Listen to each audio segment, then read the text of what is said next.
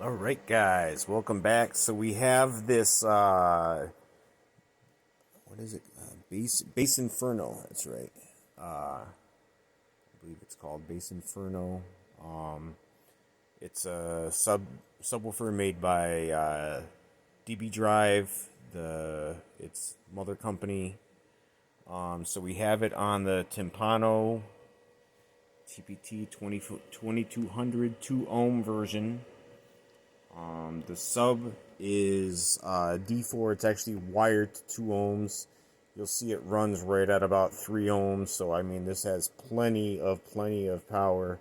I went on the settings here. I noticed I had some of the mid bass up. I don't know if that's because where it sounded better or that was where I was setting the filters at. I'm gonna look at that later. But anyways, I turned all the mid bass off. And only the low pressure filters on right now. The high pressure filters off and the levels up. It's actually up very low.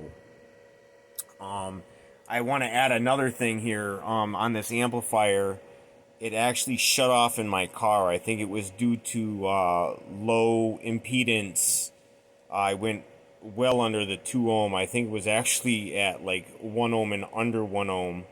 It was going at like 0.9, and I ran it up really high on one of the subwoofers I was running.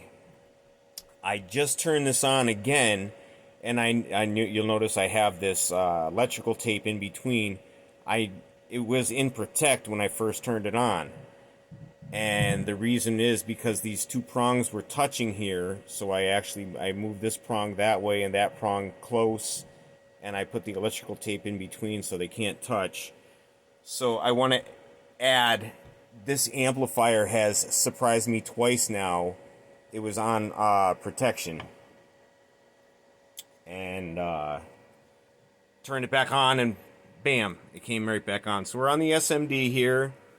We're going to run some power to it and let's get that started. Just want to share that little bit of information on the amp and the sub. I mean, these things just keep on surprising me with today's technology. Alright, so here we go. And you're going to notice it has a little bit of sound coming out. I have no idea why, but it does. Alright, so we got 658 right off the top right there. Show a little bit of subflex. This is a sealed box. I don't know if I mentioned that. 1.5 cubic foot sealed box.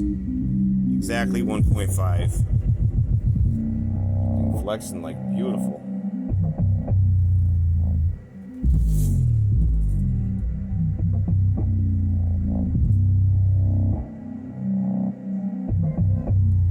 Let's go back around. That was at 2.8 ohms. I'm gonna go back around to real time.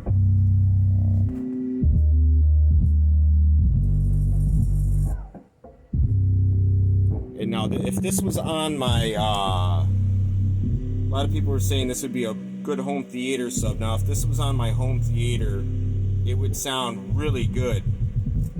I think I'm actually going to buy a receiver or something and try to hook it up to a home theater. Because this is the perfect setup. And I'll get some other speakers and set them up for a home theater. And we'll see how it sounds all in all. I'll get like some 6x9s, maybe even some car audio tweeters and hook them up.